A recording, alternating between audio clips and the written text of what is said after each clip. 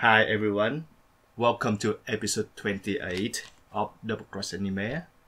So today we're gonna do two episodes from the current season anime, which is episode 11 and 12 of Banana Fish, episode 10 and 11 of Review Starlight, 9 and 10 of Siriusly Mediocre, volume 6 of the High Score Girl, and the classic length episode 5 and 6.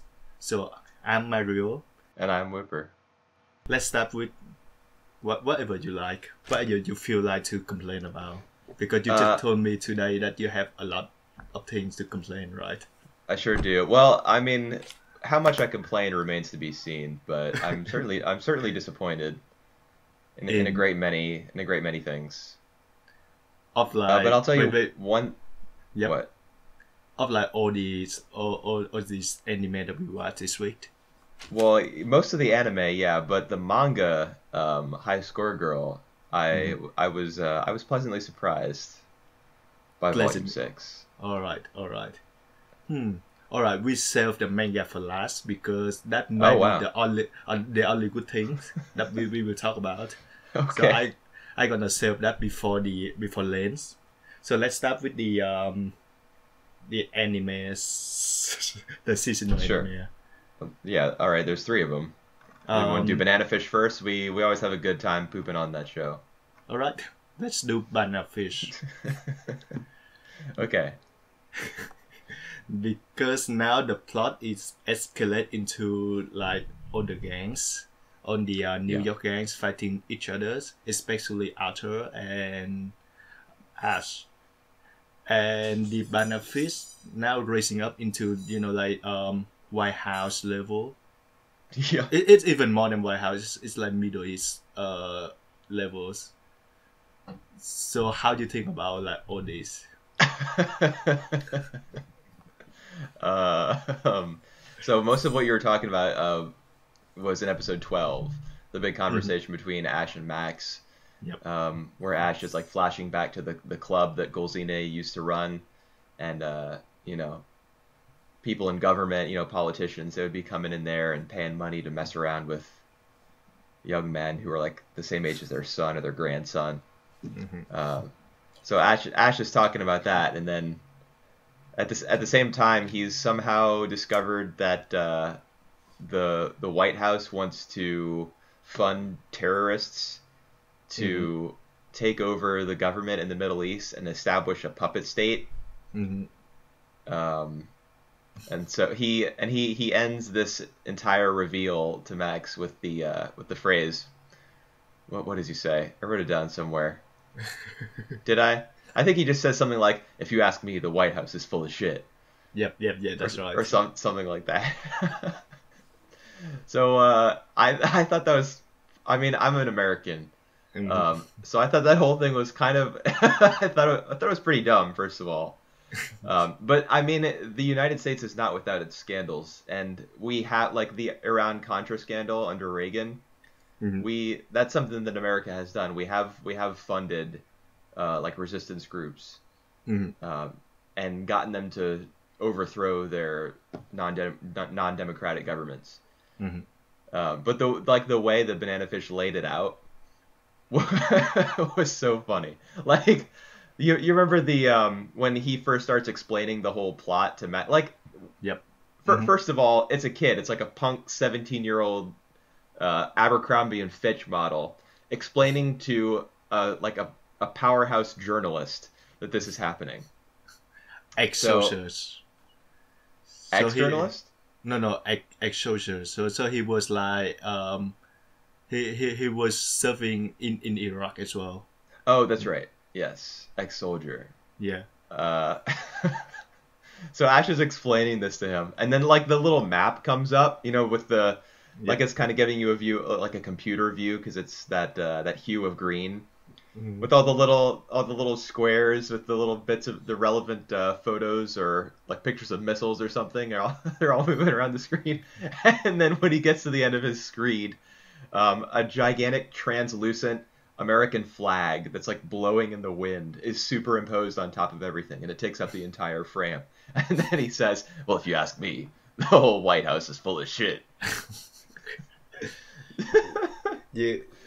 So I thought it was comical, But you know what? Maybe that's how people from Middle Eastern countries or from China or from Russia, that's how they feel when they watch an American television series, and like their country is the villain.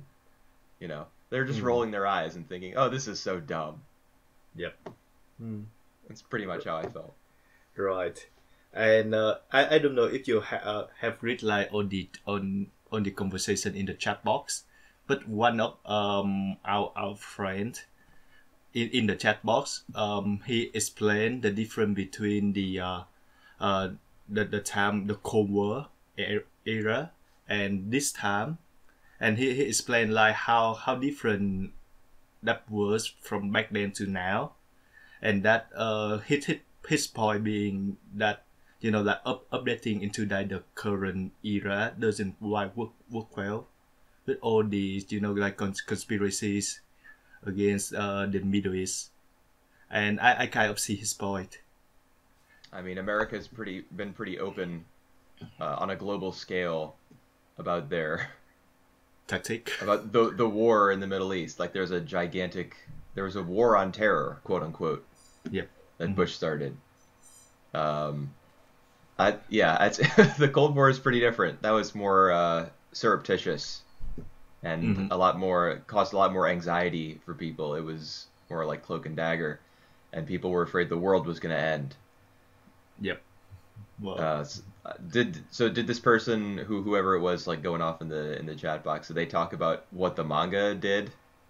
No, because I don't know if he read the manga, but he just say like the difference in updating the setting, because his point was that back in the Cold War, America is more powerful, and that make more sense if they do on these like puppet countries in the Cold War era compared to now, because like now they have like all the other factors, so not even America, but like Russia and some other countries which I don't remember. I'm not into politics. Yeah, me neither. So obviously we're very qualified to talk about this. Yep. All right. The whole plot, the whole thing where AG's been taking pictures because they got that penthouse, that apartment, whatever. He's been taking pictures, and he's snapping pics of like the Secretary of State or the Chief of Staff or like higher ranking members of whatever party is in power in America in this fictional universe. They've even gone so far as to kill the next presidential candidate. Dun dun dun. Yes. But it's I just really can't. It's hard. It's hard for me to take it seriously when on one hand Banana Fish is trying to juggle like gang warfare and gang violence. Yep. And then on the other hand, there's this global conspiracy to take over the Middle East and do what exactly? I can't remember what their objective is. I'm sure that Ash, the genius that he is, laid it all out. Oh, so the objective is just like to conquer, to rule the Middle East area regions. Right. Like why? Because it's just more powerful, because that will make America more powerful. That'll make America great again. Yeah. Basically along that line. But okay. I agree with you that when the plot escalates to that's global things, that global issues, it's just too out there. It's just too big to be taken seriously. I'm having a hard time taking even the smaller, quieter moments in Banana Fish seriously. Are you talking about Ash and Aziz, like from episode 11, like the time they spend together? Yeah, but also episode 12, because that's when they have that big fight. Oh, right. Yep. None of that stuff really worked for me. I still do not understand why AG is not on a plane to Japan. Or why he wasn't a long time ago. I mean, I know that Ash has bought 2 tickets to Tokyo, and he calls up Ibe-san in episode 12, I think, and says... It's not happening yet. That's what my take is. Because remember when Ash was talking to Max about all the conspiracy things, he Max asked him then that so if tomorrow is the flight, have you told Edgy yet? And he said like he haven't yet. So later that night, Ash go along for the fight for the whatever's with the with Arthur. So it's not happening yet. So I think the next episode is gonna be happening, and Edgy gonna stay. Yeah, he probably will. But what I'm saying is, why wasn't he on a plane back to Japan like a long time ago? Why is he still here? Why did he come in the first place? Because he was feeling kind of depressed about his injury and. No, because he had tried to ask to never leave. Why? Their bond doesn't make any sense to me, man. And how you feel about like all this? You know, like now we get to see Ash like soft side. That's like his 7-year-old kid side. How you feel about that? Because I feel that really wonky. Yeah, I mean, I feel pretty much the same way. I do. The show is doing its best to humanize him, despite also like, portraying him as the leader in the leader of a gang that's engaged in like severe gang violence, like mass executions in alleyways and stabbings on subways and stuff. The show just wants to have its cake and eat it too, I guess. Make Ash like really, really relatable and really sympathetic and also like a badass. Yeah, well, one thing for sure is relatable. I do not relate with him in anything. Like his scare of pumpkin, it's just so like so stupid that I can't take it seriously. I mean, I think it's the kind of thing that I might have found endearing in a different series. That's right. That's exactly right. But for this character, it just kind of it seemed like obvious that the creator want to make that, so you see like he just like still a likable kid. Well, hold on.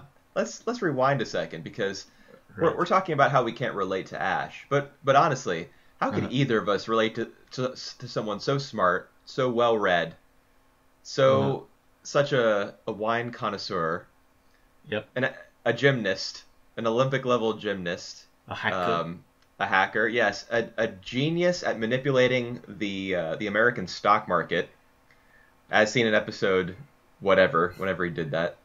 Yep. He made all Golzine's stocks come crashing down, and I mean he's just got he's really ripped. He's buff. He's got a beautiful flowing head of blonde hair. He's got a $400,000 jade earring in his ear. I mean, how could we possibly relate to him? If you ask me, you and I are just hating right now. We're just being haters. Well, I don't hate him, but. Well, he just doesn't feel like a person to me. I know a lot of people really like relate to him, like how could they possibly? He tried tragic past, for example. He's like like a suffering protagonist, heroes, like whatever. So yes, they relate to him by the sense, but for me, he's just too over the top. Yeah, he's too perfect. He's Gary Stu to the max. Yep. And I still don't buy that much between the relationship between him and AG's.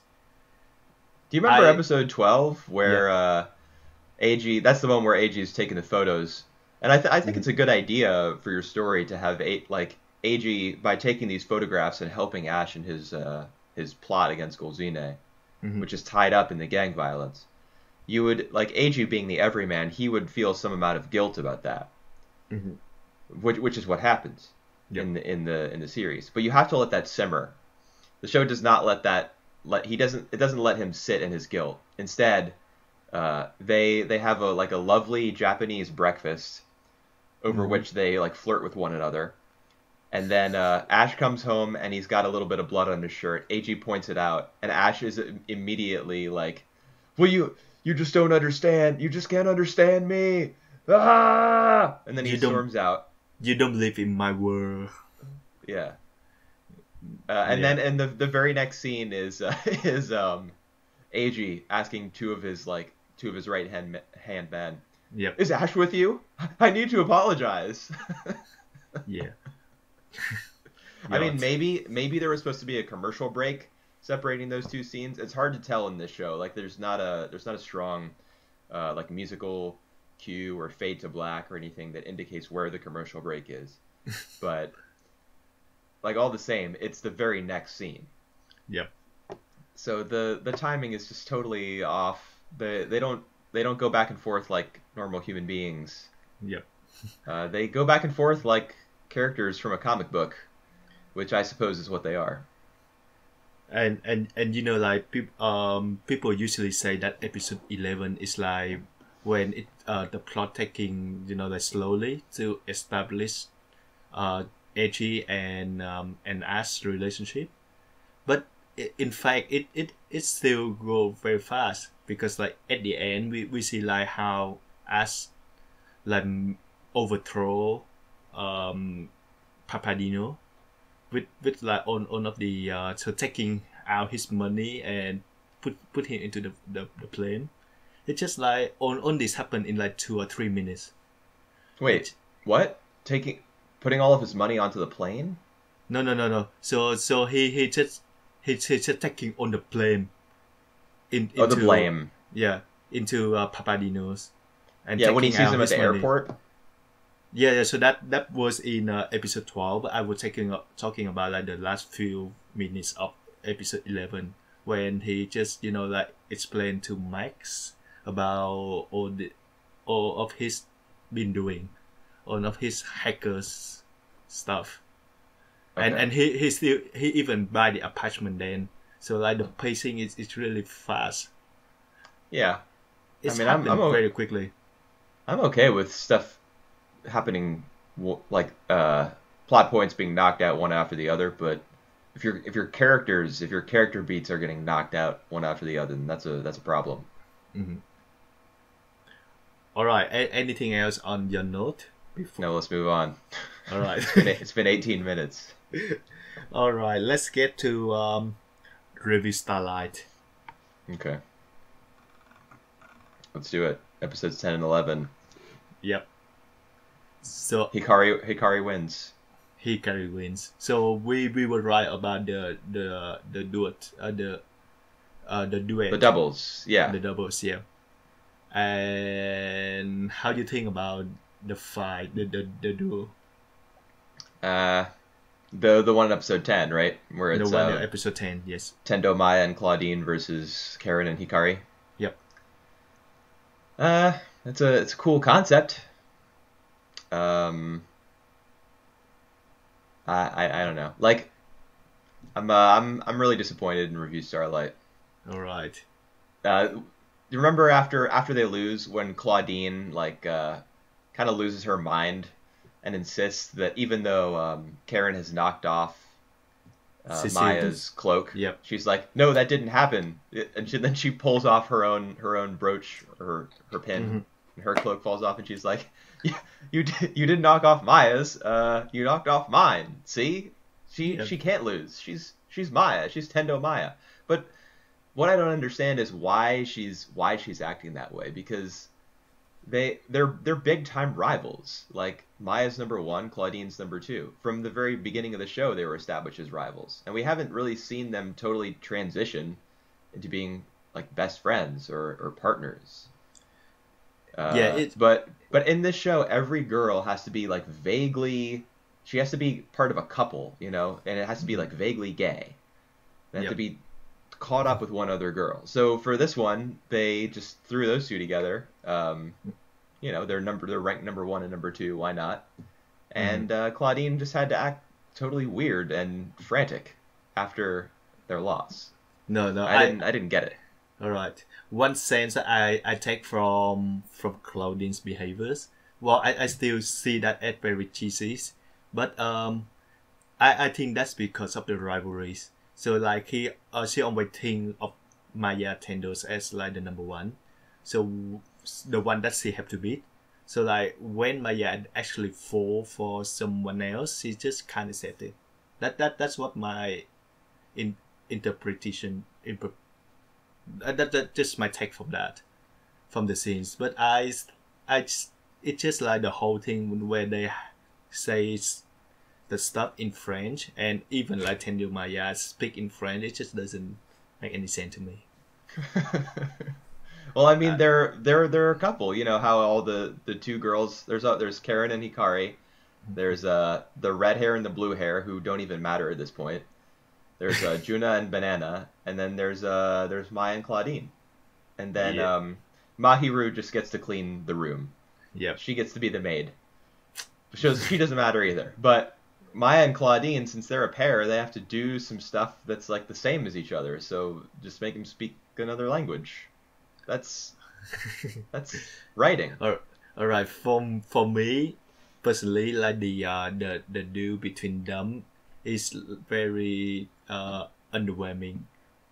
It's like the still frames in the middle of the fight. Yeah, there are some of that as well, and even like the decorations isn't that striking. Like, I don't even remember the backgrounds. What were they? Yeah, the background is just like some box. What? Some square box. Square box. Yeah, it basically those. So yes, it doesn't really like memorable or striking.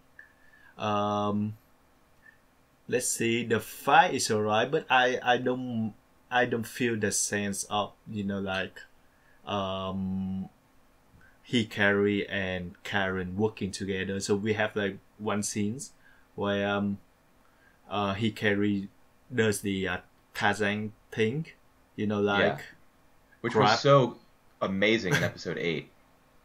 All right, where she fought against Banana. Was that 8 or 9? Yeah, that should be 8. Is that Hikari or is that Karen? Yeah, that's Hikari versus Banana. So that should be 8. Yeah, that was so cool when she like swung around in that really fat circle. Yep. And she like swung around like so low to the ground, like she was almost like she was like water skiing or something in a big arc. I just remember being so like blown back by that when I first saw it. But then episode 10, I didn't have the same reaction. Yep. I'm not either, but I still see it at the 5 episode. I still see like episode 10 and 11 are a fight. It just not knock me away.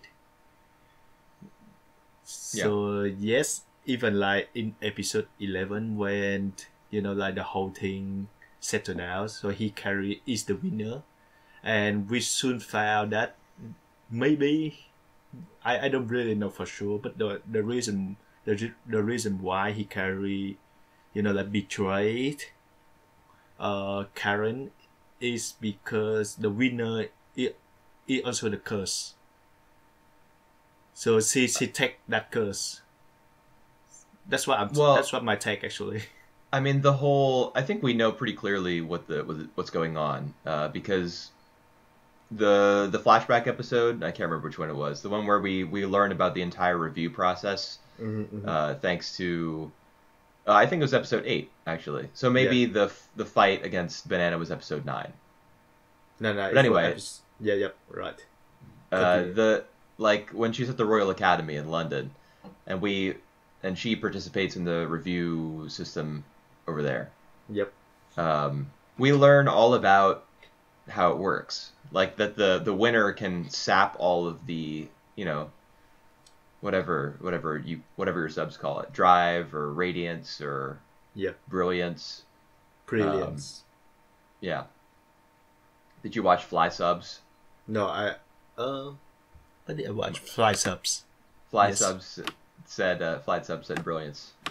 Yeah, I had to watch Brilliance. them for episode 11 because nobody else is out. Yep. But the winner saps all the brilliance, let's say, from all the other participants. But Hikari chose not to do that. So her all of her brilliance, I suppose, was sapped in order to create the stage, the shining stage, top star thing, whatever. Oh. Did you see the post credits scene, the scene after the credits, Yes. the one where it's like the desert? Yes, and she was naked. Yes. Yeah. All right. Whoa there.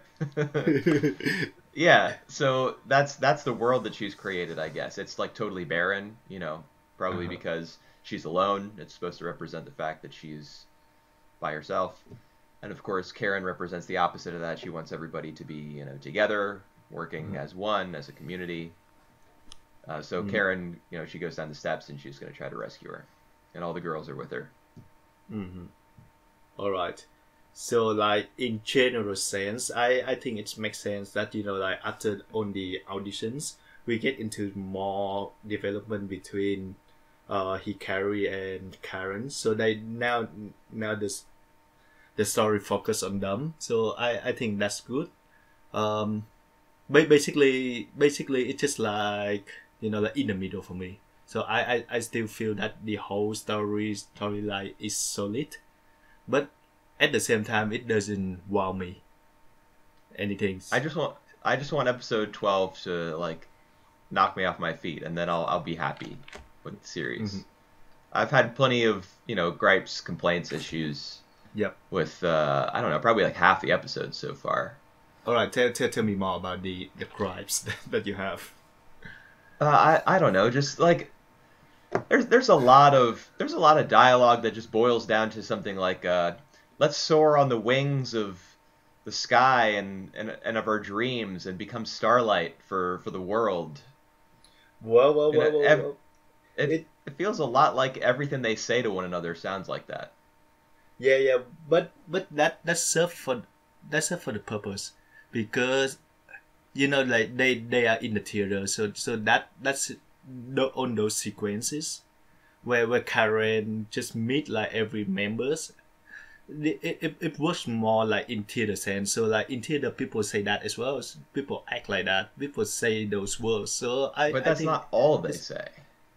All right. They also talk like human beings from time to time. Take Utena, for example. Yeah. Like the duels in Utena are, they're symbolic. Yep. So there's this entire portion of the show and of the characters' lives that is clearly on a different. It's functioning on a different level from everything else in the show. But when they're talking about them, when they're being referenced, Utena will speak very plainly. Like at the very start of the series, for example, she's like, I don't want to be involved in this. I'm just a normal person. I'm just trying to live my life. I don't want to get involved in all these duels. And I'll just lose on purpose to Saionji in episode 2 when he challenges me to the rematch. I don't care. She doesn't say to Anthi, don't worry, my maiden. I will soar on the wings of our starlight dreams, and I will awaken the Rose Bride for all time, and I love you. I mean, maybe I'll get there. it get ambitious. So let's get everything ambitious. So like all this anime, they don't really say I love you to each other.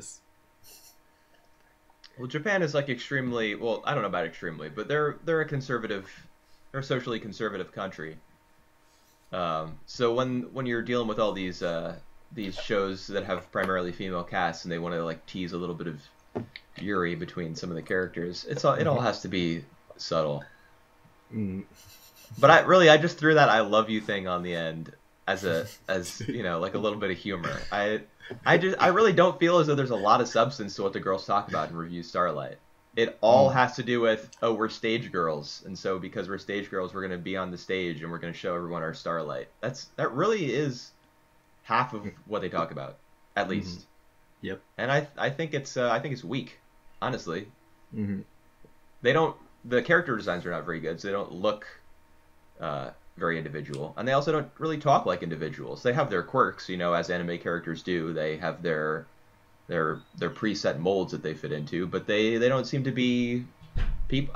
I mean, I think the one person in this cast who does seem to be someone and come from somewhere is actually Mahiru. Yeah. Do you remember the episode where she's like from that small town, and I can't remember if it's her family or her acting coach or something that encourages her to like go to the big city and try to get into Seishun Academy, and I think she, like, despite the fact that the show kind of pushes her into a corner at every opportunity it gets, I think she has the most going on. All right. I don't know. I got all caught. Like, the main reason that I have all these problems, I think, is because I was trying to be a champion for the first episode when it came out. I was like, this is it. This is what we need. But it hasn't been that every single time. Well, for me, maybe that was unfair. Yeah, that was a bit unfair because, you know, you can choose a series by the first episodes. I still really champion this series in the banana egg, which you didn't like. I really love it. Not really. But I just wish this show, you know, like surprise me more. So like what we're feeling in the first episodes. Right. Well, let me ask you a question. At the end of episode 10, when Hikari, like, quote unquote betrays Karen and she knocks off the thing, were you surprised by that? No, I don't, because it's have been all built up to that. So I'm not a least bit surprised. At that point I still don't know the reason why Hikari do that. But I suspect that we would know more if we know about the Starlight story, which Karen tried to, you know, like, translate the whole thing in episode 11. And then I think Juna helps her with it. Everyone helped her with it, actually. That's the point. Well, what do you mean everyone? Not everyone helps with the translation of the book. So like Juna give the translation, and other people kind of, you know, like, encourage in some way. So yes, but what I meant was that Juna was like doing the translation. I didn't mean that all the other girls teleported to a different dimension while Juna was doing the translation. Then she finished it and they all came back. I didn't mean that they were like, they vanished. They're still around.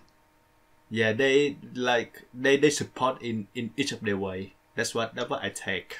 Right, like Banana makes food. Yeah, banana food. And Mahiru, you know, she probably cleans the house. The room. She probably cleans Karen's room. Yeah, on this kind of stuff, yes. Right. Yeah, I wasn't surprised by you know, the betrayal either, because from the very beginning, Hikari has been like, no, Karen, don't do this. Don't be in the review. Don't be in the duels. Because she knows that there can only be one winner, because she's been through this before. Yep.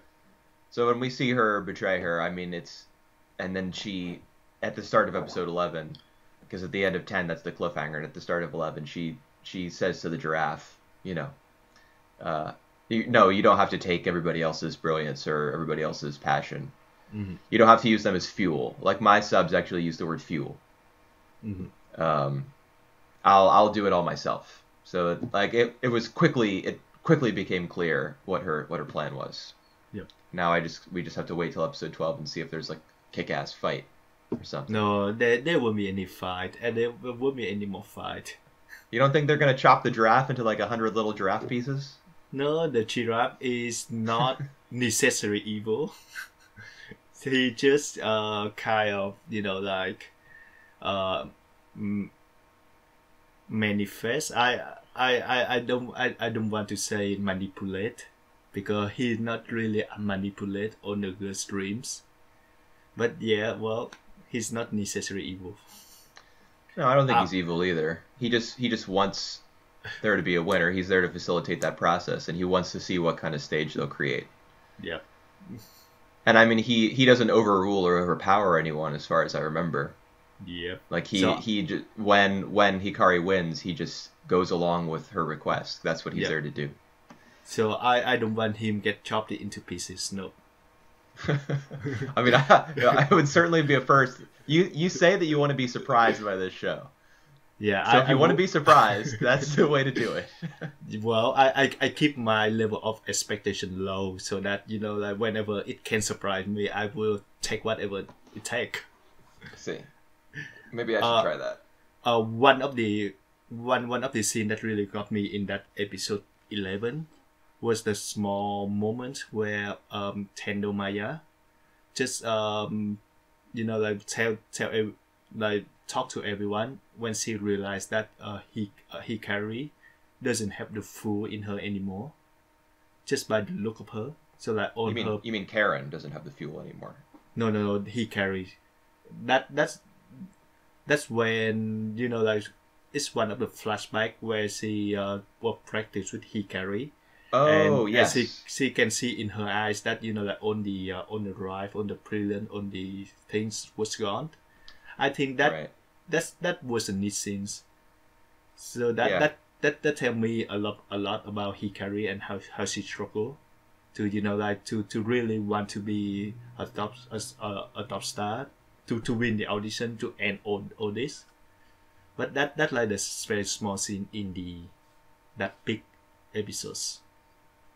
Right. I actually remember that scene where, because they took that from a previous episode, like early on, when they're practicing, and Maya like looks in her eye and sees that there's nothing there. Yep, that's right. That's right. I suppose that was foreshadowing. So that means that the entire time that she was fighting, she was, I suppose, running on empty. Like, yeah, that's right. But the only reason she was able to do it was because, she and Karen made a promise to be Starlight Dreams together or something. That's right. So like so just like on this drive on the prelim that she has, she lost forever. That takes some weight. Yeah, but she'll probably get it back because they'll sing a song together in the last episode or something. Yep, they will be like the main starlights. They're gonna be the top star. They're gonna sing and close the curtain. The end. Yeah. Nothing So surprise. whether or not that works for me will probably have a lot to do with the art and animation. Yep. Because I think the music in the series is pretty consistently good. So how it looks and how it feels will ultimately leave a big mark on whether I like the show overall, like whether I would recommend it to anyone or whether I remember it with any fondness. Yep, that's right. Me too. All right, let's keep our fingers crossed. Yep. Let's get to the next show, which is Siriusly. You want to try to speed through this one a little bit since we went long on Banana Fish and Review Starlight? Yep. Well, whenever we do a Sirius and Jaeger, we always speed up a bit because, for me personally, I don't have much to talk about these shows. I mean, one thing I'll say about Siriusly Jaeger this week is, honestly, with episode 10 in particular, like the big flashback where you learn about Alexei and you see, his friendship with Akasaka, the Japanese ex-military guy, and his conversation with Gustav where he wants to know how to seal away the Ark, and then his conversation with his son underneath the Red Lake. Yep. I really enjoyed that episode in the same way that I enjoyed episode 5, which was the flashback when we saw Yuli's childhood. All right. So after episode 10 of Siriusly Jaeger, I'm looking forward to the finale of this show more than I am of the other two seasonals right now. All right. The one thing that I got wrong, very wrong, was that I was expecting that the finals of battle will be in London. Turned out that none of them go into London. Yeah, why did they even mention London in I episode 7 or 8? I have absolutely no idea, but It like was a red herring. yeah, it's a red herring. Exactly. Turned out that Ryoko and Iba, the new officers, turn up like unexpectedly into like just meeting Yuri there, like at the spot. The show So is like doing its damnedest to keep them relevant. It's trying yeah, so that's hard. right. And basically, they're just tagging along. Um, Yuri try to like to push them away, to leave them behind, and they follow them. And then in the episode 10, we don't see them anymore. They Yeah, just kind of that's why episode spirited 10 away. was so awesome. It was focused. It was focused on one thing. All right, that, and then at the same time we have on these on the other Jaegers come to Yuli's Dogville. Dogville, and it's guess what? Like in the first 5 minutes, they actually find the secret thing that like apparently all these on the vampire. When they swarm the Dogville, when they kill everyone, they didn't get into that basement for some reason. And the basement was really big. It was like like all the thing that he does were pretty basic. I don't know what he just rotated that little stone plate and then pushed 3 buttons. Yeah, that's exactly it. So I don't know why they missed that, and like none of the vampire ever remember to go back there to check again. Yeah, what was you were thinking of something, right? That was kind of silly, but I mean I can overlook that, I guess. At least they put it behind a stone door with a little. I mean, at least the writers, put that little artifact behind a door that you had to rotate and stuff. I still have something more to complain. So okay, do it.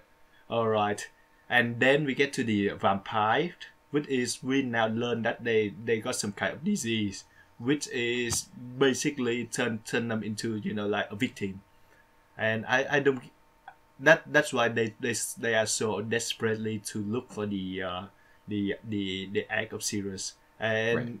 I don't know why they just like spill the bean at this point of time, and I don't know why they do that either. Like like why do all that? Like why put like I don't really I don't understand what you're saying. Why right. why is who doing all that? What are you talking about? Why the writer writes on these like the sick or these disease, which is nonsensical to begin with, because there is no disease that can destroy the vampire. Well, I mean, the idea of vampires, that's nonsensical in the first place. So if you create a disease that they suffer from, that's that's just similarly magical and silly. It checks out by me. And we've known that they're afflicted with this disease for the entire show, like from the very beginning. All right. When they conduct that at the very start of episode 1, when they conduct that ritual in that mansion and they drink all the women's blood. Yep. I think that's Kirshner, who at that point is still alive and is still kind of like the big boss. We don't know about Yevgraf yet. Yep. Kirshner, in that very monologue that opens the entire series, I think he talks about the fact that like our kind is, we're suffering or we're afflicted, and we have to find a way forward. All right. That's like built into the show. I'm not sure that we've seen any of the vampires like practically exploding and bleeding everywhere, like we did in episode 9. I'm not sure we've ever seen that before. But the whole plot where they kidnap all the scientists who are interested in artificial organs, they did that because the vampires are dying, and we have to. Wow. Right. So I overlooked that. So yes. Yeah, I mean, and it's called Siriusly Jaeger. They're after the Ark. They've been after the Ark the whole time because of this sickness. Maybe they could have introduced the sickness like on screen, like depicted it, showed it earlier. Mm. But it's something that I've been conscious of the entire time that I've been watching. All right, because I didn't even notice that. So yeah, I kind One of thing overlooked that. One thing that I think was confusing about the way they went about showing the one vampire who was real sick. Yep. There was like a you know how sometimes anime will, in the middle of an episode, it'll flash back to something that happened earlier, like in the same episode, Yep. for like 2 seconds. They in that little flashback that they did to that guy who was sick, they gave a close up of the wine glass that he served to Yevgraf. And that kind of made me think at first that the reason for his sickness was because there was something in the wine. Because they show the wine like real close on screen. Yep. I did not notice that as well. Okay, but that I think that was probably just a poor decision, like bad direction. Maybe. Yep. Yep. I mean, I thought episode 10 was really great. Episode 9, I don't really care. So yeah, we now learn that Mikhail might have that kind of disease as well. So like every vampire will eventually have that disease. So now we have like another reason for Yuli to come and save his brothers, I guess. Or put him out of his misery. Yeah, put him out of miseries. Yep. So what do you think he's gonna do with the Act of Sirius now he have that? I don't know. I don't even totally understand what the Arc of Sirius is anymore. It's supposed to be like wisdom incarnate, and lets you. It's got all kinds of like knowledge and technology inside of it or something. Maybe it's just basically a MacGuffin. It does whatever the show needs it to do. Yeah, maybe it just turned out to be a sword. Oh, a gun. A what? a sword. Oh, a sword or a gun. Maybe, yeah. I mean, I wouldn't be that surprised if it was some kind of weapon, or if like Yuli used it as some kind of weapon. Oh god. This is an action series that we're talking about here. Yeah. So yeah, I think now it's the characters that only go with Yuri, what's his name? Bishop. Bishop. Yep. I think now when Yuri got the Act of Sirius, he might betray him now. So let's see if you predicted. You predicted a couple weeks ago that Bishop he was somehow, a bad guy. Yeah. Hopefully not though, because it's like, we still have like 2 more episodes. So yeah, maybe that still hold true. Maybe. We'll see. Yeah. I'm still thinking no. I don't think Sirius the Jaeger is that complicated of a series. All right. But like you said, we still have like 46 minutes or so. Yep. Worth of airtime. Yep. That's a lot of time for him to do a heel face turn or whatever it's called. All right. Is there anything else you want to talk about these shows? Nope. All right. So a good episode for you, not a good one for me, but well, I still looking forward to the final 2 episodes. Yeah. And it basically take a very long time for this show to get sub as well. So this particular episode 10, we had to wait for like 4 or 5 days late. Yeah, but I think that's fine. I mean, it's insane that we were living in a time when like pretty much everything gets subbed right away the same day. That's right. That's crazy. Can you imagine doing this podcast in like 2006? Yep. Yes, you can imagine. Oh no, I don't. But no, we'd be waiting for like months for some series. Well, we can do the podcast, but not for the seasonal podcast. Yeah. All right. So let's get to the manga now. The High Score Girl. Oh, you don't want to save it for last? Do Lane last? No. We do Lane last. Okay. All right. Yeah, High Score Girl. Pretty good. I like volume 6. I think this might be my favorite volume. All right. So basically, because of the battle between Hidaka and the guide Haruo. And Haruo. No, not because of that. In fact, those 2 chapters were my least favorite. All right. Wow. So that's Yeah. because of the game that he make for Ono. Yeah, that's one of the reasons. This is finally I've come around. I like Ono now All right. because of this volume. Mm-hmm. Uh, All right. Tell I me was more. Tell me more. I was mad like when Hidaka lost because from very early on in the fight it was clear that she was going to lose. Like, you know, she goes up 1-0, she wins the first game. Yeah. And then they go on to the second one and she wins the game. It looks like she's going to win. Oh my god. And then, you know, he comes back and then Guile starts talking to him and like there's a bunch of flashbacks to him like working really hard at his part-time job, and he's giving half his money to his mom, you know, he's supporting his family half. and more than half. More than half? Yeah. Yeah. So when the manga starts like treating him like revering him as though he's some sort of god, then you know he's not going to lose. This is just way too clear what's going to happen. And then he like rubbed it in her face afterwards. Yeah.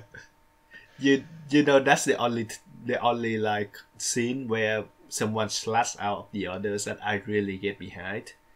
So like you been saying me that you had on this no, you know, like a kind of hit him like motives, but this one I really get behind Hidaka's feeling. Yeah, she's mad. Like I would be too. It sucks that he doesn't even have the tact to you know, to win graciously. Obviously, like you wouldn't want to apologize if you're Haruo. Like you don't say I'm sorry, because I think that would actually be rude as well. Like that would kind of rub salt in the wound. Yep. Mm-hmm. You have to respect the fight that she put up and just like, you know, say which he does. He just, you know, like but not before he makes himself out to be like the all-time god of fighting games. Beastly Fingers is revived. Did you see my skills? I think that make Hidaka frustrated the most is the fact that he just mentioned in this match as like the stepping stone for him to move forward. Right. And that just it's terrible. Piss her off. Yeah. Yeah. Well, he just like still a 14, 15 years old kid, so boy as well. Right. So that's why everyone had to put him into like a game, dating game, so that he can know how the girl feeling. Right. That's part of that, like kind of kicks off the part of the manga that I really love. Yep. The dating game thing. Like I find the entire idea of dating sims to be really like kind of dumb. Yep. If you want to learn how to talk to girls, you just go outside and do it. Mm-hmm, mm-hmm. It's not hard. Like if you're in school, if you have a job, if you have any sort of interests, so you can like join a club or an organization or a team of some kind. Like women are everywhere. There's 3.5 billion of them. Yeah, they're half of the populations basically. Yeah. So I think dating sims are kind of dumb, but what really sold me on the idea of them being used as a plot point in this series was the fact that a whole bunch of women came over into his room and mocked him mercilessly as he was playing. So in addition to them like pointing out the fact that he doesn't know anything about girls, I think the manga is also subtly mocking the idea of a dating sim. Because it has like real life women in his room commenting on how much he sucks at this. Yep. Mm-hmm, mm-hmm, mm-hmm. And I just thought that was really funny. I thought it was a great way to involve his mom in the story a little bit more. Yep. I thought it was a good way to slowly bring Ono into the picture a little more by using her older sister. Yep. And I thought they did a fantastic job of bringing Hidaka back into the story after her loss. Yeah. Like, her being pissed off that he's using her PlayStation to play the game, her coming over, kind of having the security blanket of the two other women who are there, not being alone with him, and like pointing out to him the fact that she's angry with him and that she's like encouraging him, you know, talk to some other girls in the game. Don't just be focused on one girl. Like it's the mangaka is still acknowledging the way she feels. Yeah, that's even though she's lost. So I thought that chapter was beautiful. Maybe the best so far out of all 40 that I've that I've read so far. I really loved it. It was great. And you yawn when you're talking like that, man. Yeah, I'm tired. uh, the fact that I really like the most regarding Hidaka is like every line that she talk, like have some like some deeper meaning into that. That's like a reflection of her feeling, her frustration to Haruo, and I like the fact that even like Ono's sister, like kind of recognize that. So like, oh, I can sense some deeper meaning here. What their relationship before that. Ono's sister is like really good in those scenes. Yeah, well, I mean that's probably because she doesn't spend all of her time cooped up inside studying. Yep. And as a result, she's able to talk. Well, see, unlike her younger sister. She's like a completely opposite personality. So she play like the opposite characters of Ono, of her younger sister. So yeah. It just I just feel like she would be annoying in any other series, but for this particular one, especially like when you know that she's the sister of the ever silent Ono, she come out of really good. Yeah, I mean the contrast is what makes her so important to the story, I think. Mm-hmm. But I don't know if I would find her annoying in other series. I think like if I were Haruo, I would forget about Ono, forget about Hidaka. I'd go after the older sister. No. I like her attitude. I think she's cool. I will pick Hidaka at any time. Hidaka is the best. She's my best girl. I like Hidaka a lot as well, and I like Ono now after this volume. But I just think I don't know. I think it's cool how spunky the older sister is, and how goofy and how funny. Yep, and I really like the act as well. The story that Haruo like building, like creating a game specifically for her. That just kind of it's just so good. It's just like the only way that he know how to express his love to her. Right. And it speaks very well to the concept of like this is the romance story about all these gamers.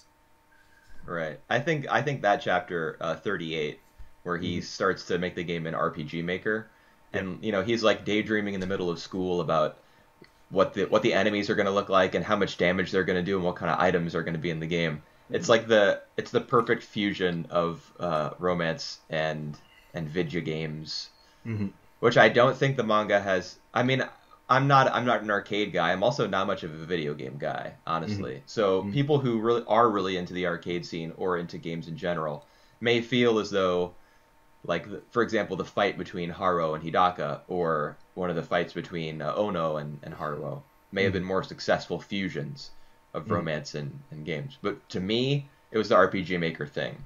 That was the pinnacle so far of that hybrid. Yep, I agree. And like the heartbreak that she had to suffer when what's her face, Moemi Sensei, throws away the Famicom with the RPG Maker game. That's like right. I was so mad. I was like livid. I was more angry about that than I was about Hidaka losing. And she was mad as well. Ono was mad. Yeah, she storms out of the house. I thought she was going to run away again. Yep. So yes, but that sensei, she come back. She turned back. So she That's the craziest thing. In the span of 2 chapters, the manga completely humanizes her. It makes her into like an amazing character. I don't understand this. This is the best volume. This can't be topped. Honestly, there's no way. All right. Didn't you feel as though she had like done almost a 180 and she was like really relatable and like interesting and like a conflicted character? No, I what? Think I think no. I think at first that she's just like a really one-sided characters, but yes, after this volume, she just turned around to be like a completely grounded characters. So Yeah. yes, I feel a lot to her, and it doesn't feel like those development are forced or like awkward or anything. It's just naturally developing gradually. It's really good. Yeah, well, I think it helps that the manga doesn't go too wide. Like the cast of characters is pretty small. Mm-hmm. It's been building a little bit, you know. Moemi Sensei is getting more attention. The older sister in the Ono house is playing a bigger role. But it doesn't it doesn't go too broad, it doesn't get too big.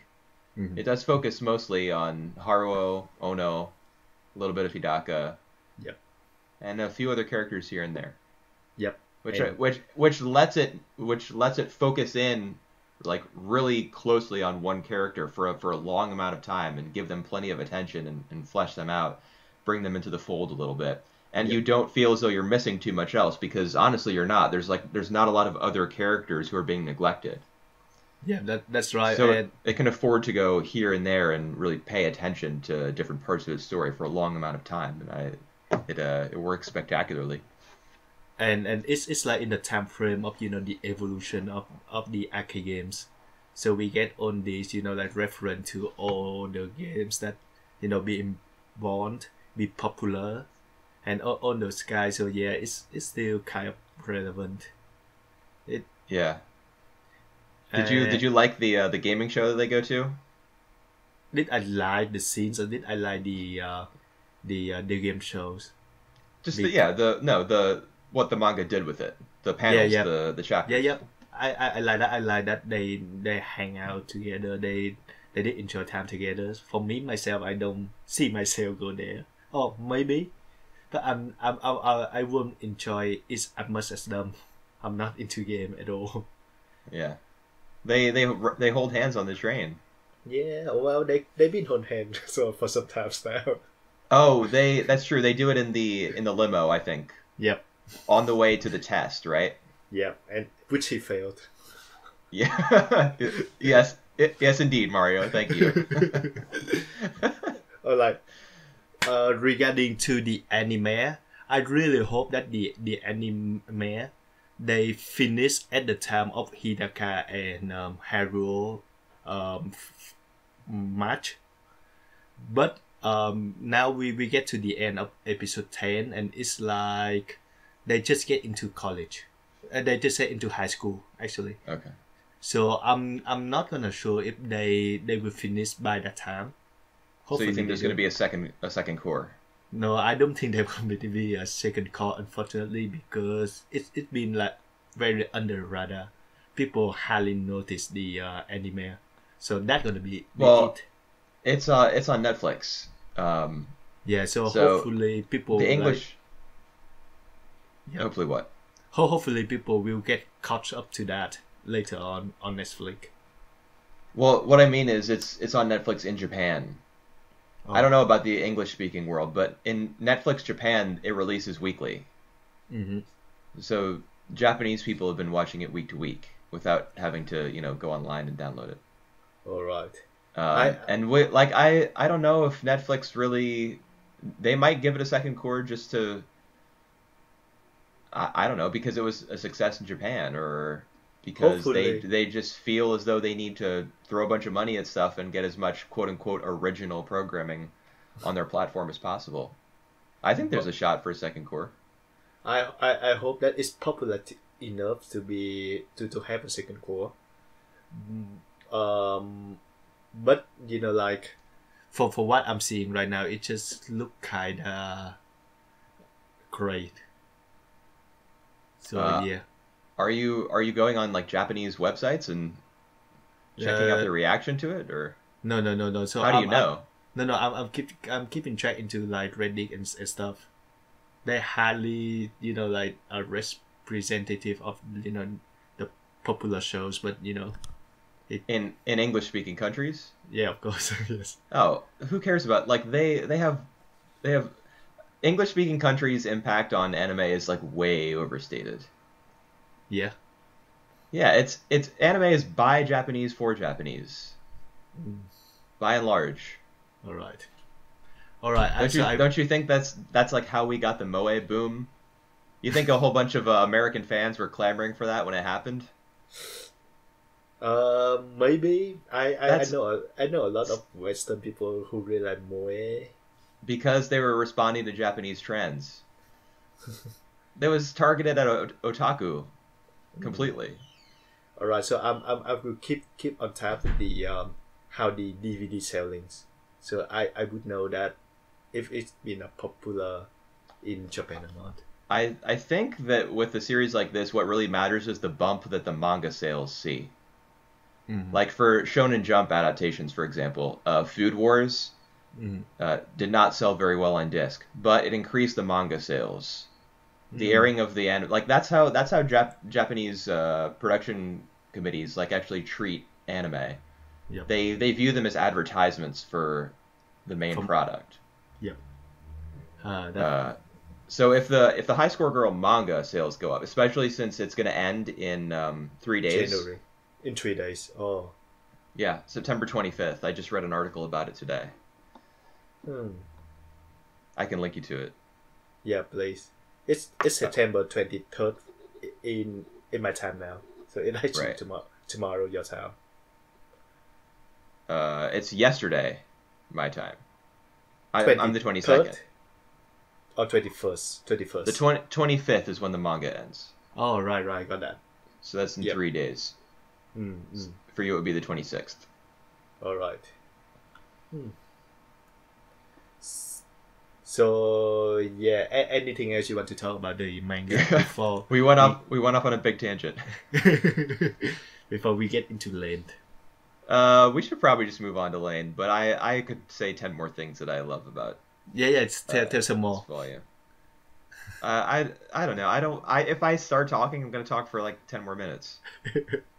There was an Evangelion reference in chapter 40. Is it? I have to bring that up. Yeah, remember when they go to the restaurant after they've been at the game show for a while? Yep. And he's talking, and then there's the big panel, like a large part of the page is dedicated to one panel of her like looking at him from across the booth. Yep.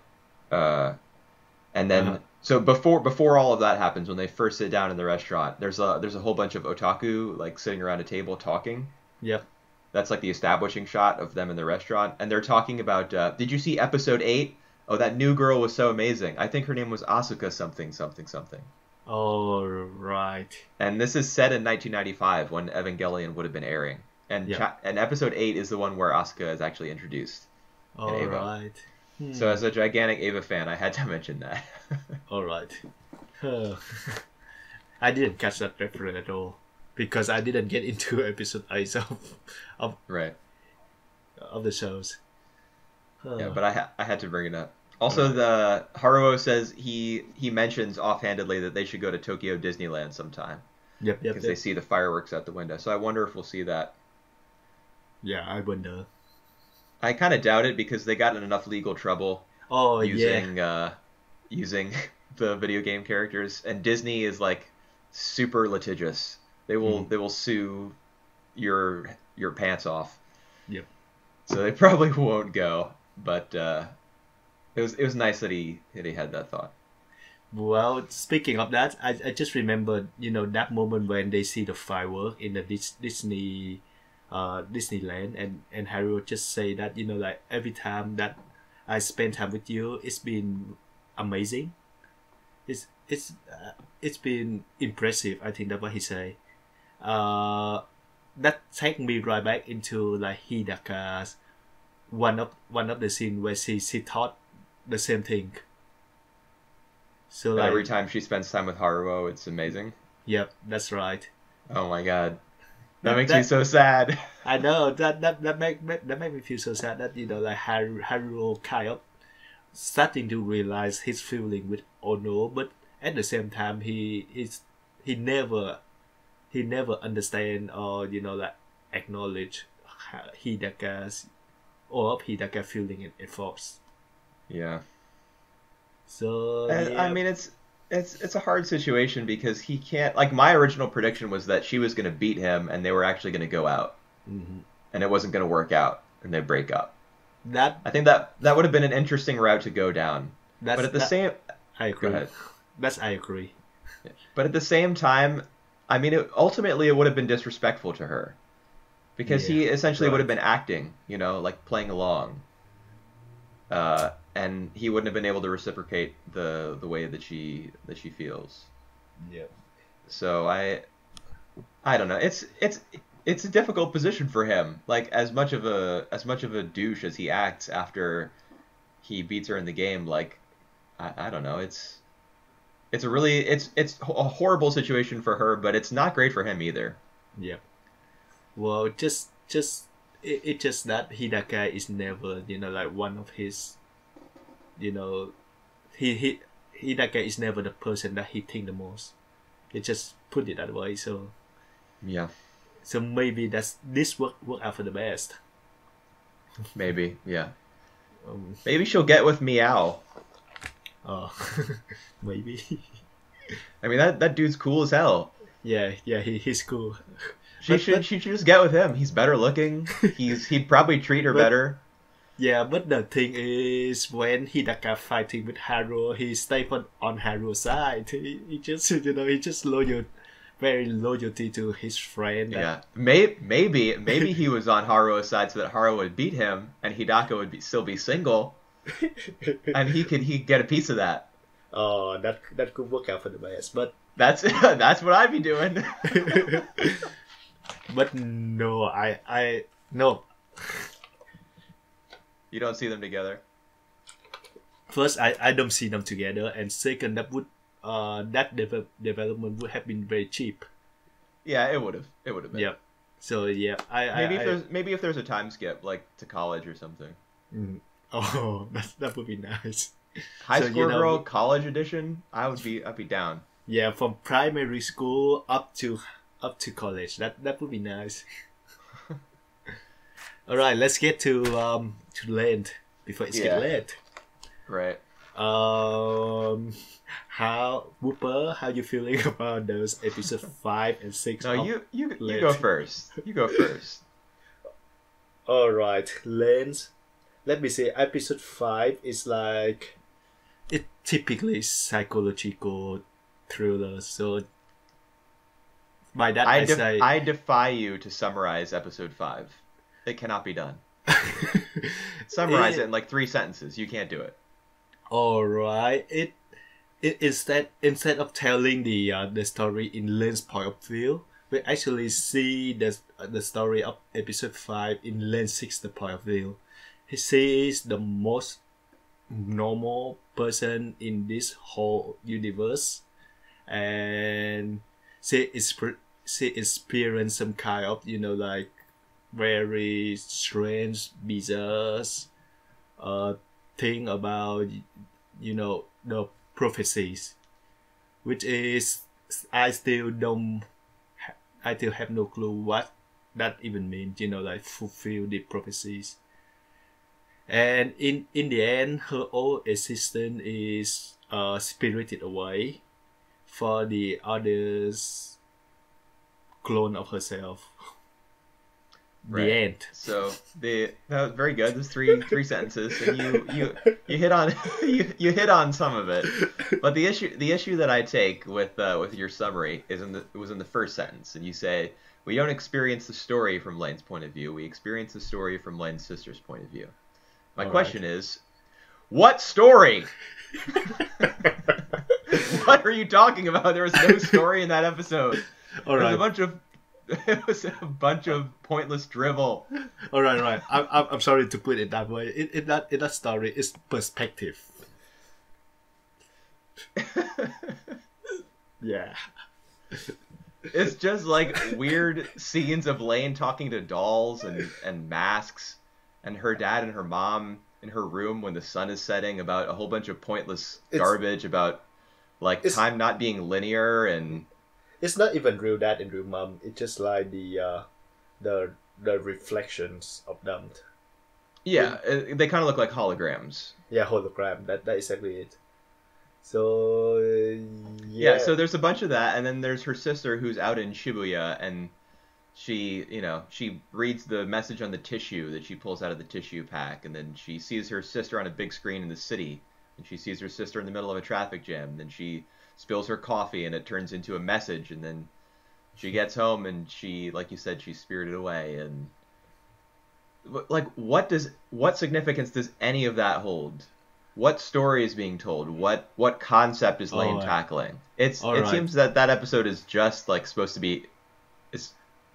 I can't make heads or tails of it. All right.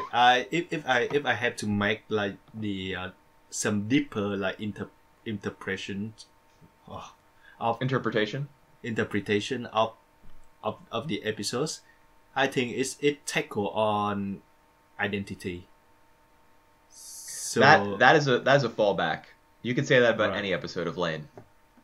Anyway. Well, yeah, so that's exactly right, because it consistently tackle on that thing. But think about episode 6. Yep. It's very clearly about the kids who are raising their hands up to the sky in like a worshipful pose, because they see Lane up there, and then she goes into the wire and she talks to the child killer scientist, and she learns about the experiments that he once did. And that there's a group that's trying to revive his work, and that's why the kids are acting the way they are. That's a story. Yep. There's nothing that approximates that in episode 5. All right. Yep. Because I for story wise, I don't think episode 5 have any story. It's set for maybe tell the story in Lane Sixter's point of view, and how she transform. I don't say the word transform. How she spirited away and her new like bodies comes in. So basically I think it's just the point of again identity. So that like what is your physical body. So like is Lane Sixter like existent gone for good? No, she's not gone for good. We see her when she comes in the door, and then we see her other self. Yeah. So that basically the point. So is that her other self? It's not anything. It's a TV show. That episode is a jumble of random philosophical ideas presented to Lane in her room by a mask, and a door. And then interspliced, you throw in some scenes of her sister being weirded out by a whole bunch of messages. And she actually spirited away. She actually like gone. So she's not gone. She's still there. Yeah. So what you take of the two versions of them? Like I don't have a take. All right. I don't have a take. It's just like a goofy, like it's supposed to be super meaningful, but what it means we can't say, because this is the kind of series that it doesn't have a set meaning, especially not that episode. All right, because what I take is that her true existence is gone, because I don't see the new Lane Sixters. The shell that we see with basically no soul. No what? Is with basically like no soul. So she just no soul. Yeah, she just basically do it but like a robot. So why did that happen? Yeah, so what? That may be the point. So why did that happen? We might know it later. I'm not sure, but no, we won't. There's no way. But yeah, I think it just grab on the idea of like your physical existence in the real world when that gone away. It just had to explain that. It's not the reason it's so hard to explain is because the episode is so flimsy. it's so fleeting. All that episode wants to do is I don't know, present concepts. Not even to string them together. Not even to use them in, like, to present an argument or an idea. It just wants to present concepts. That's why we keep getting these scenes of Lane in her room, and she's talking to a mask, and the mask says, "Time is not linear. Rather, it is a series of points that are connected by a line." Which is exactly what linear means. That's what, like, linear means a line. That's what that means. It's just gobbledygook. Like, it's garbage. It's pretentious. Is what it is. All right, but I must tell you that the last scene where she meets the other self, where her sister meet the other self, and she kind of spirited away, is kind of very striking to me. It's like one of the few moments that I remember the most out of the series. So I still owe it in a way. I still don't think that episode in particular is any bad. But let's move on to episode 6 because we have like more stuff to say about that episode. I don't know if there's more to say about it because it was simpler, like in structure. It moved from point A to point B to point C. Yeah, but the other thing that I take is that the kind of worshipping that all the kids take is it touching on religion again? Because they said a lot about God, about the nice. So in regards to religion and worshiping, in episode 5 they were even going after that concept. They have in every episode so far, I think. Like the question is Lane God? Is the collective consciousness of the Wired, all the people who are plugged into it, is that God? Or is God the male voice that sometimes speaks to Lane when she's in the real world? But episode 6 makes it way more overt because the kids, they are looking up to the sky. They have their hands raised. And there's that scene where Lane is out with her friends, and she's wearing lipstick, which was really bizarre. Like, I had to do a double take when I first saw that. And like the clouds open up and Lane is there. So the idea of like, is Lane God? I don't know. This show is just it's difficult to know what the hell is going on. Yeah. Well, I think like after we see the whole thing, we can basically explain many of those things. But take it individually.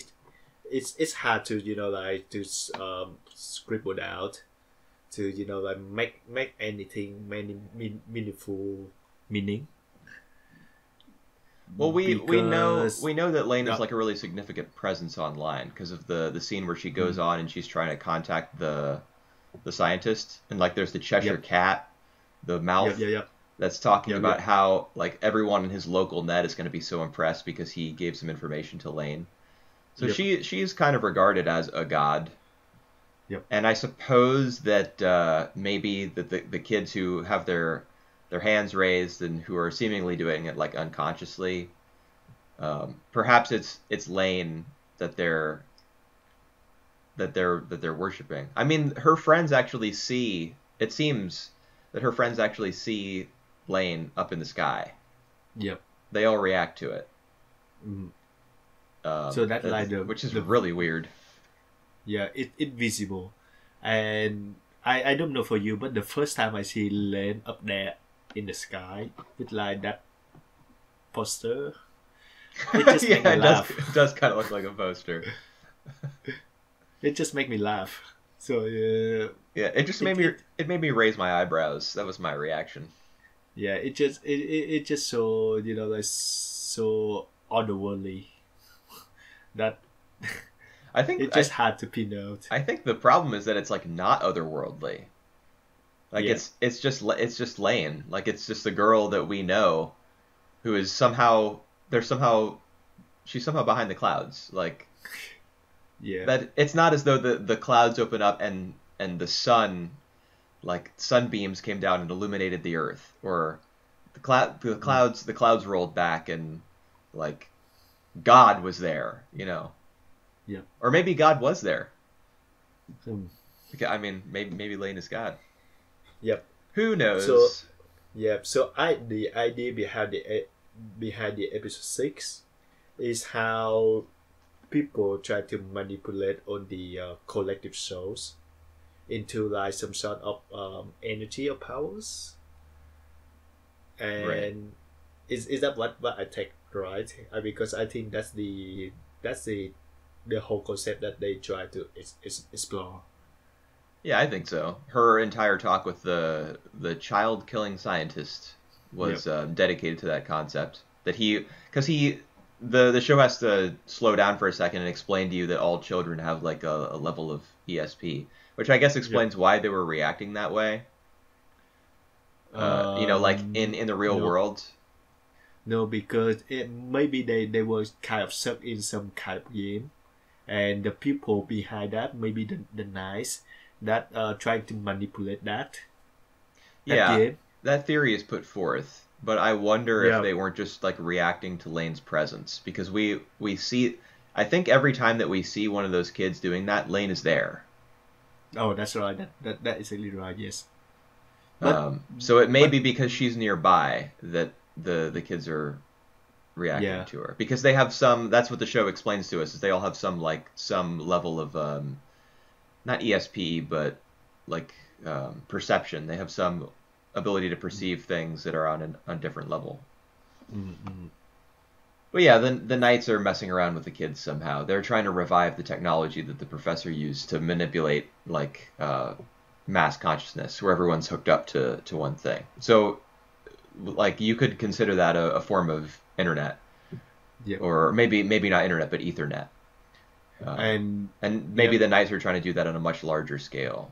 And that's Lane seems to get angry at them Mm-hmm. at the end of the episode because she's been friendly with them. We've seen her talk to them. Yep. And we come to those two guys who might or might be not be the nice. They deny that they are the nice. Right. And from what they say is the night try the nice just plotting something to kill Len as well. They planted a bomb in the coolant system of her PC. Yep. Mm-hmm. I thought that was a really weird way to end the episode because Yep. Lane is not so much about physical altercations as it is Mm. just exploring, ideas and communicating via the wired, exploring, like fleshing out what the wired is, how Lane interfaces with it. So to have something blow up was Mm-hmm. kind of startling to me. I like Yep. it just made me take note.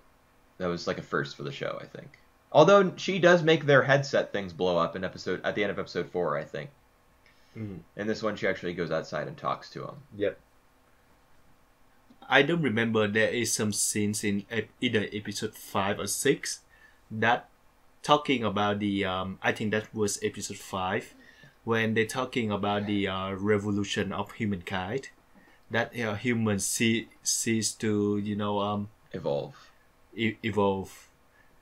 While I think those kind of what they say is bullshit, I still it still remind me of Technolize, how they push that angle to to the whole other level.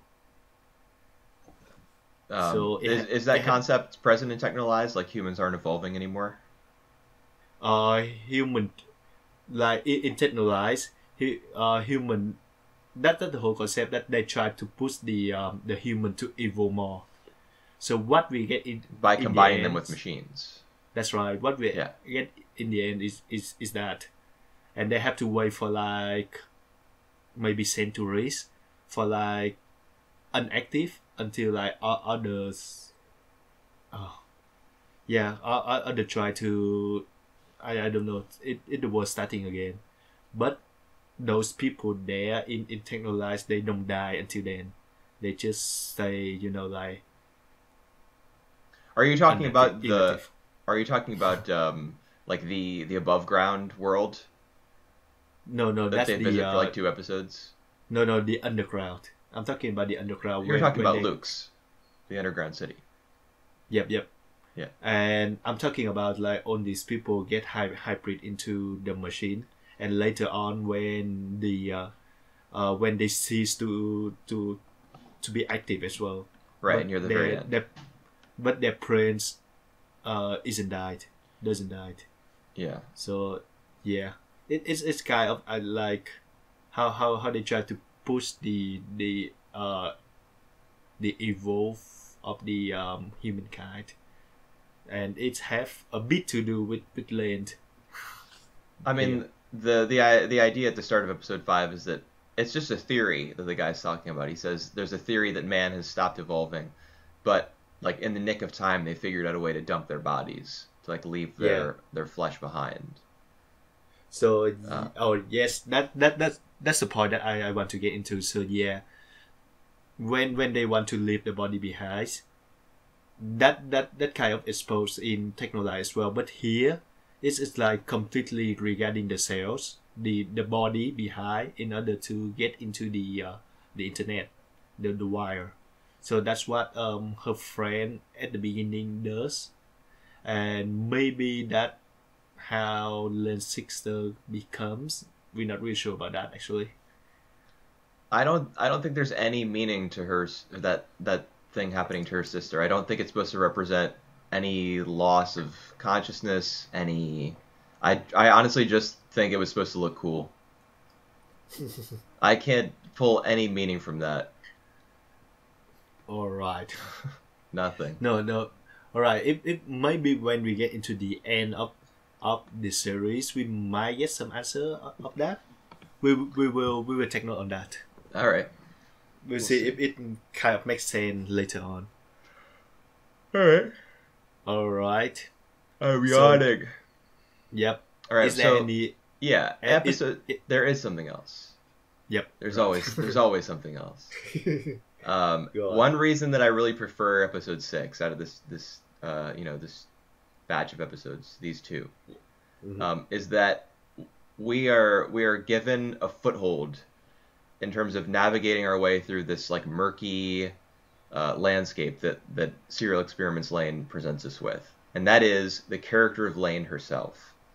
We see her come home after the the incident in the city where everybody looks up and there's like as you said, a poster of Lane behind the clouds. Yep. We see her come home, and we see her personality switch, which is something that we've been observing as the series has gone on. We've seen that Lane is developing this other side of herself, and there's been an ongoing like question or debate: is she changing, or is this how she always was?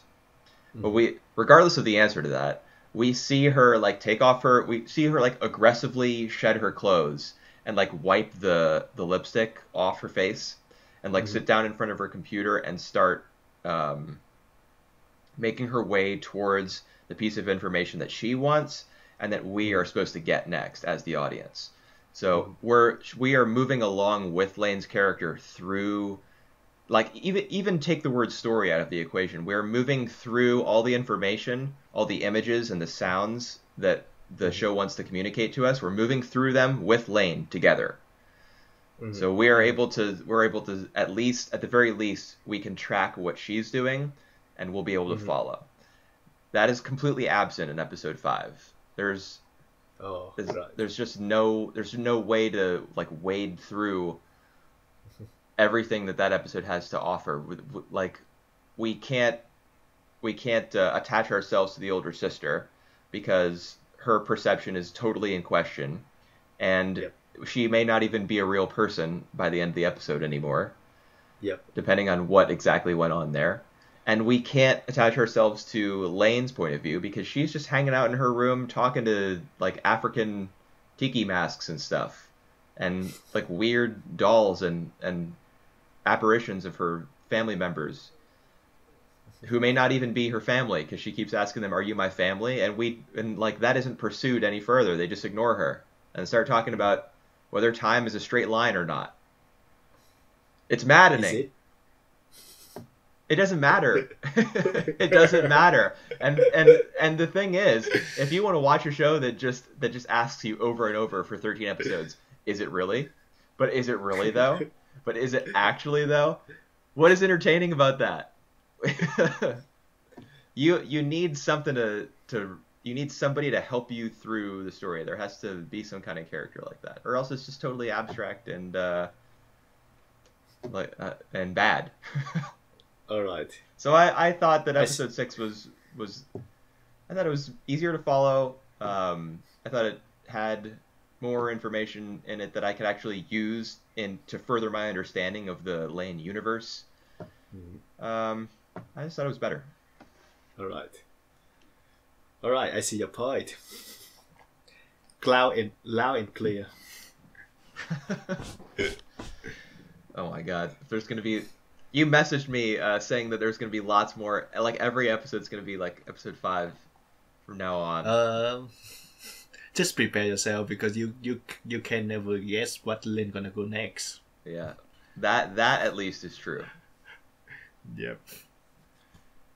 All right. So you have any other things that you want to talk about? No, I don't.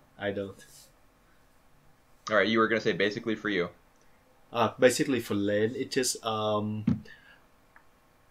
every episode they're gonna just digging into like one of the level. That's what they say in the episode layer.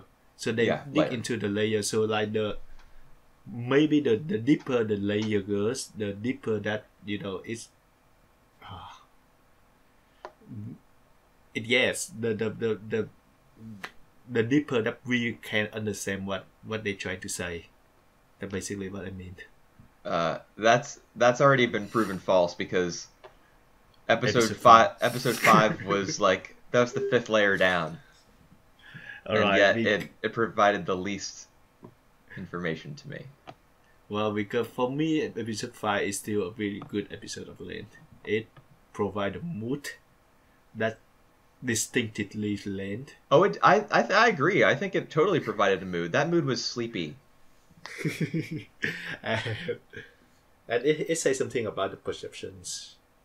Like with the real world, with the fake world, everything with yourself, with the individuals, all the kinds of pretentious stuff. Yep. So all right. You have anything else to say about Lens? No. Let's wrap it up. All right. To wrap it up, for the next 2 weeks, we're gonna do any podcast because I will going away. But for the next one should be in 3 week times. We're gonna do the double podcast of wrapping up this current seasons and do the first impression of the 10 shows. Yeah, do you want to list what those are really quick? I don't have the list right now. Do you have the list? Sure. Yeah, I can pull it up real quick. Yeah. Let me figure it out. You want to distract all our listeners while I do that? Oh yes. So just to wrap it up for this season alone, for me, I got like 3 shows that I might put on for the top 10 of the year, hopefully. Ooh. So 3 shows isn't that bad of a number. Yeah, it's pretty good. It's higher than average. Average would be like 2.5, I guess. Yeah, average would be 2.5. So so that half a show's more. Well, I'm glad you're optimistic. I do have I'm always optimistic. That's your strong point, man. All right, I have the list here. All right, so I'm gonna read it off. Yeah, please. Irozoku Sekai no Ashitakara from PA Works, Karakuri Circus from Studio Voln, Zombieland Saga from Mappa, Yagate Kimi ni Naru from Troika, Release the Spice from, I don't remember, 3HZ maybe? It's not. Okay. But yeah, just lay deuce. Oh, okay. Double Decker from Sunrise. Re-rided or re-drived or something. Whatever, that Abe show, whatever. From Studio Geek Toys, and I think this is their first production. Kaze ga Suyoku Fuiteru, which is the Kyoani archery show, which may not be out in time for us to review it. We'll see. Yep. No, that's Tsurune. Kaze ga Suyoku Fuiteru, that's the production IG show about runners, track and field. Oh, right. Yeah, that's right. That's the one that I voted for. Tsurune is the Kyoani PA Works thing, which might not be out on time. And last but not least, we're gonna give Banana Fish another go and see if we want to watch the second cour. All right. So, just so you know, that Double Decker and Red Drive, what's the name? I think it's rewrited. Rewrite it. Have been available online in where? Yeah, they're online. In- You can just Google. They're on Crunchyroll or in or one of the subs or streaming whatever. sites. Yeah. So if you want to have a look now, you can look. But we will save it for the next 2 weeks in order to pull up their impression and to choose which four show that we want to watch for the next seasons. Right. So enjoy the rest of the week. Enjoy the rest of the anime seasons.